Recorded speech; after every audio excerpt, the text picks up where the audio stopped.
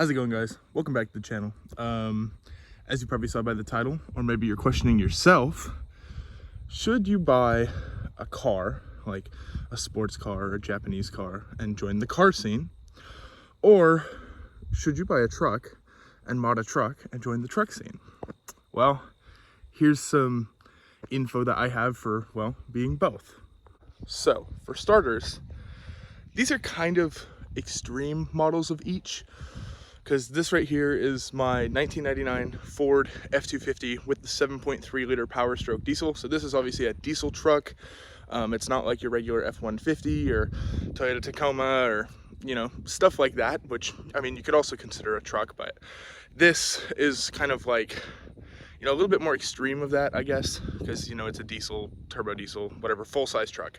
And then this is my 1991 Nissan Skyline R32, imported from Japan.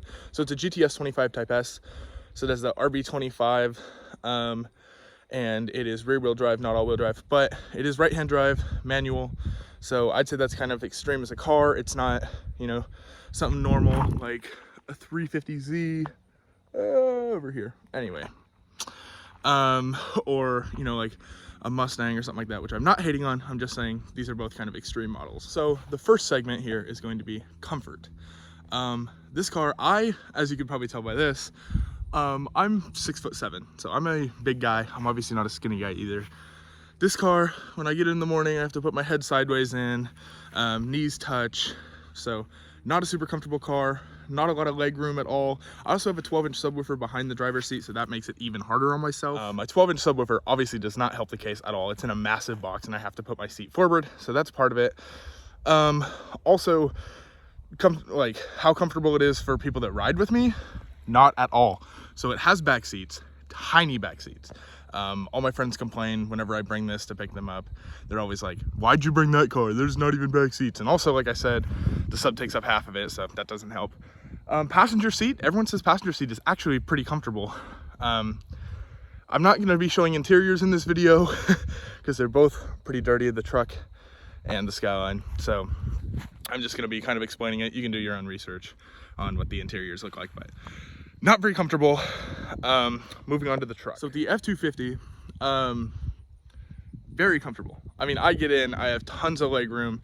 I have headroom even, I'm 6'7". Very comfortable to drive, wake up in the morning, hop in this, really comfortable. Passenger seat, same thing. I mean, they can put the seat all the way back. You can lay it all the way back. You can sleep in it. Back seat, so I do have the half back doors, not a crew cab, it's an extended cab obviously. And back seat, people complain about sitting behind me, but that's because I'm 6'7", I have the seat all the way back. But sitting behind the passenger, haven't heard any complaints. This would be a lot easier also if you're wanting to put like a car seat in, if you have kids or siblings.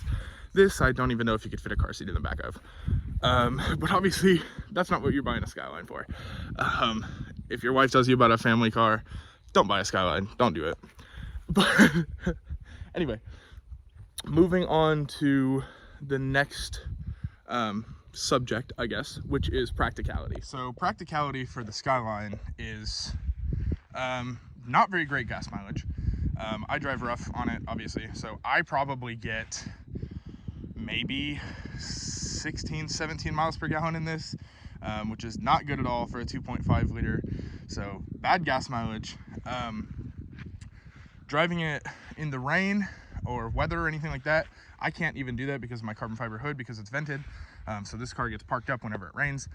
But that's kind of going against it. That's like more if you're, you know, you're gonna be a car guy, whatever. Because this video, at the end of the day, is about your personal preference, not mine. Because mine, I love both, and I probably will never sell either. It's also rear-wheel drive.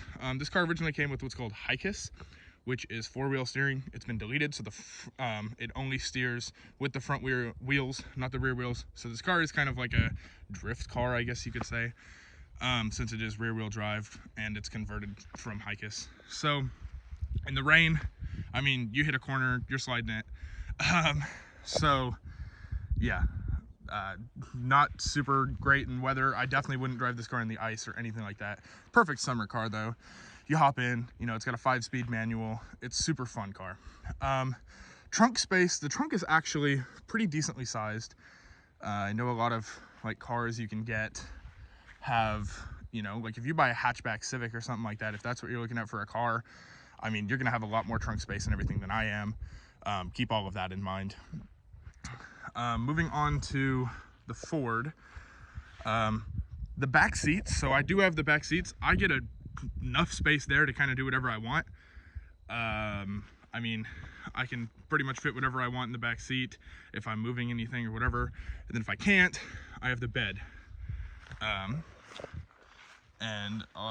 This is an 8-foot bed. It's a full-size bed. It looks smaller because I have a truck box, which I also can fill full of stuff.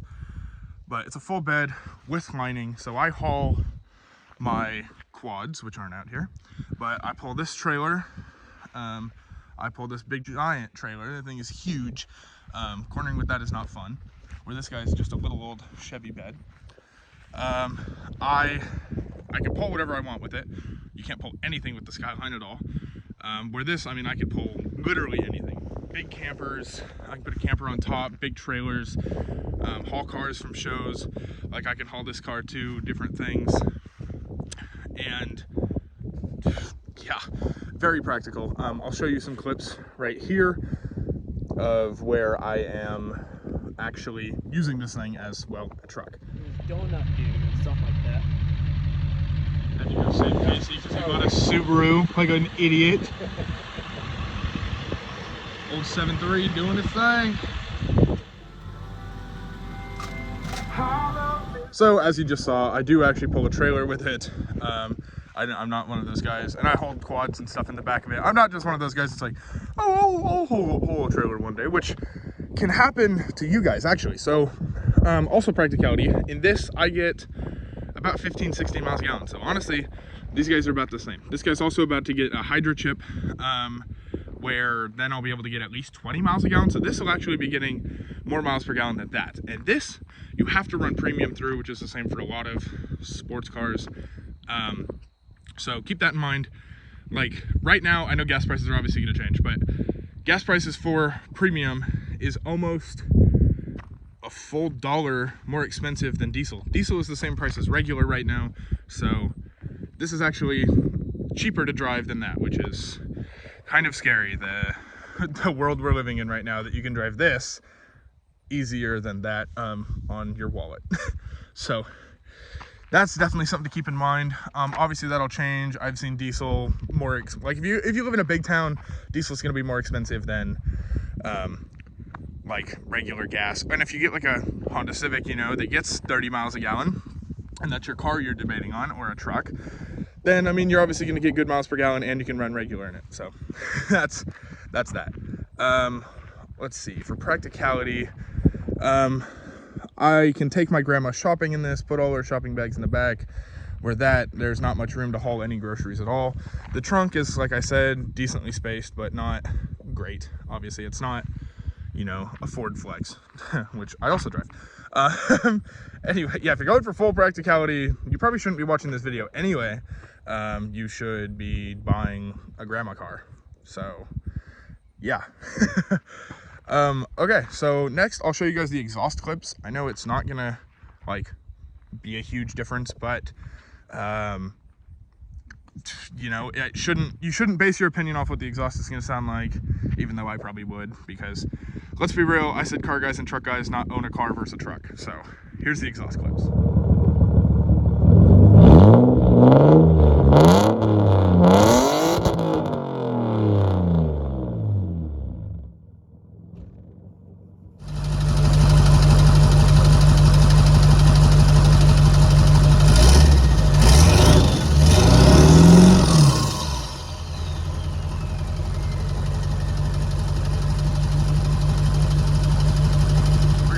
Let's get to working on the vehicles and finding parts. Obviously this is going to differ based on what you're going to buy, but parts for this are insanely expensive and super hard to find. Like even those mirrors I have on it right now are $1,400, and then the hood is $1,400. It has GTR headlights, which are almost $2,000. So when you're working on something like this, it's a lot more expensive. And if you break something on it, it's a lot more expensive to get it fixed. And I'm not even talking anything like shop. I did everything on this car myself. Well, with help of friends and everything like that, but I have never taken this car to a shop. And then parts for this, fairly cheap actually, because you got to think there's a lot more F-250 Super Duties than there are Nissan Skylines in the US. You know, there's, as far as I'm aware, there's very, very, very few, especially of this exact trim.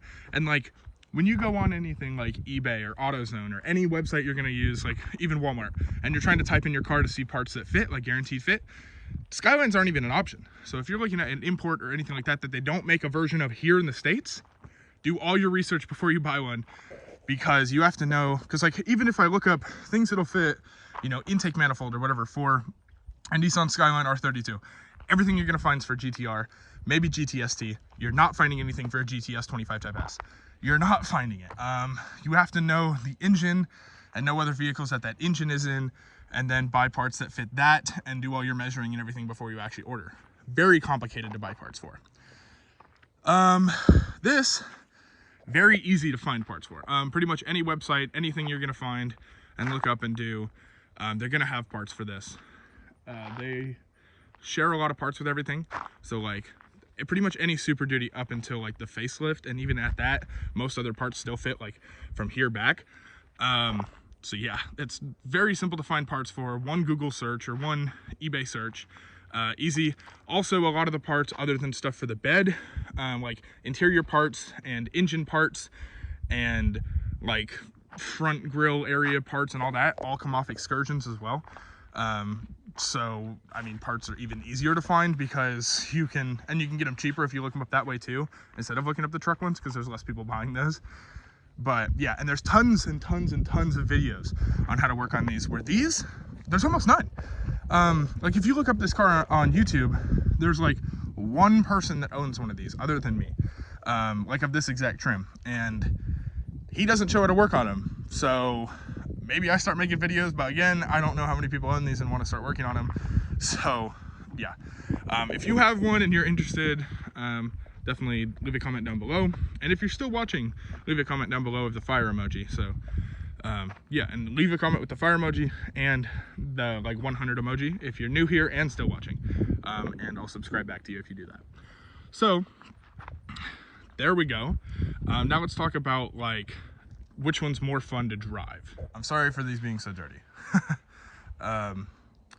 But this guy, obviously, I love driving manual. I would have never bought this car as an automatic. It would kind of be a sin if you did, unless it's a sedan. Sedans, whatever. But it's a 5-speed manual, right-hand drive, so it's with my left hand is where I'm using the shift knob. I'll show you that part. So the key of the ignition is why it's beeping, but as you can see, 5-speed manual. There's my pedals. I know it's dirty, whatever. Don't blame me. I have a quick release steering wheel, which I have to be able to get in and out of, which is another thing that goes into practicality. But I mean, this car's really clean, other than like it's dirty, but like nothing's broken on it, nothing like that in either of these vehicles really. So this car is a lot of fun to drive. It's rear wheel drive, you can kick it out, manual. You get a lot of looks from this car. Everybody breaks their neck when they hear this thing drive by. And even people who don't know what a Skyline is, non-car people, are like, are you driving on the wrong side of the road? Are you on the wrong side of the car? You get a lot of attention with this, which I actually enjoy. I know some people would probably hate, and I know if you get other cars, you're gonna get hate or whatever for having a loud car, but this gets away with it. I've got pulled over twice, where the cops literally just said, because I didn't have a front plate at the time, they're like, hey, pulling you over for not having a front plate. But I don't really care about that. And they're like, so what is this? So when did you import this? And it's like, really? And that's not a joke either. Twice I've got pulled over just for them to talk about my car. So yeah. Moving on to the truck. This thing's a lot of fun to drive. Pretty soon, once I get my tuner, it'll be rolling coal, which would be fun to do as well. But I mean, you're driving and you let off and just hear, doo, you know, like big turbo noise. Turbo noise is a lot of fun. Also, I love taking my quads up places. I can ride out here, obviously, but I like taking my quads to places and going camping. So I throw my canopy / shell, which is down there, there's another one here, on the back of this thing with a quad in it, and then I hold a little trailer. I can put another quad in, and then I can go camping and quadding with people. It's not super tall. It's a 2-wheel drive, so it's not a 4-wheel drive. So I don't really plan on lifting it more. I've done a 2-inch lift in the front, even though it's still lower than the back. And then it was on 31s, and now it's on 35s. So it's kind of a Bubba build, I guess. Like, it's made for practicality. It's made so it's still easy to load stuff in the back. Doesn't look too crazy. And yeah, so interior on this guy, I mean, for a 312,000 mile truck, it's not that bad. I mean, I got like a rip in the seat. It's common. Don't worry about those. But I just did a head unit and everything install on this. As you can see, 314,000 miles now. I bought it at 312,000. So I put 2,000 miles on it, a few months. But I've been driving this thing a lot. And I mean, it's pretty much going to be my daily all throughout the winter, because this thing is not, and the Z definitely is not. So yeah. Let's see, what are some other key points to go over? I guess let me just do a basic breakdown of what I've done to the outside of these vehicles.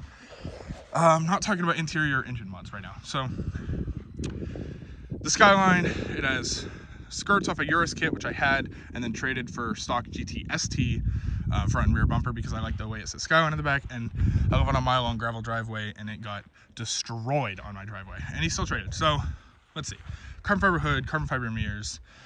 It's on lowering springs. Obviously the front bumper. This insert you have to add when it's not a GTR, so that's aftermarket. These wheels are 3-piece wheels. They're Japanese branded. I couldn't find them anywhere when I tried to look them up, except for I found one listing for one wheel and it was $2,000. So there's that. I've done a full catback exhaust by just welding pipe together. It's not branded or anything like that. I don't know, I can't think of anything else exterior that I've done to that other than like banner, stickers, whatever.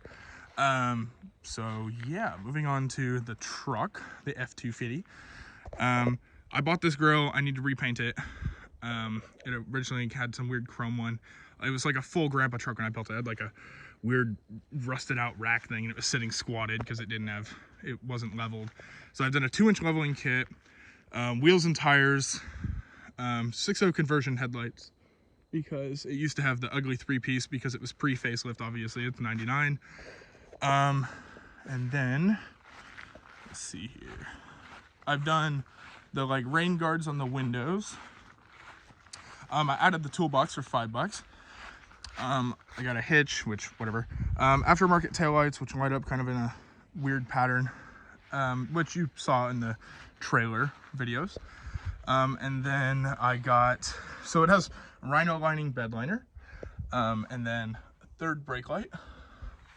And I think that's about it that I've done exterior wise for the truck. So yeah, if you guys have any more questions, feel free to let me know down below, and definitely subscribe to the channel. Helps me out a lot, and hopefully this video maybe helped you decide on your decision. Maybe not, I don't know. That's obviously going to be fully up to you. If you have any more questions, feel free to leave a comment down below, or message me on my cruise Instagram page, which is at pnw.racing. So have a good day. Make sure to like and subscribe. Peace out. 2, 3, Sunday bazaars. I get that check on the first, I get that check on the second, and I get that check on the third. Beefing with me, get your merch. Looking for me, better serve. I just been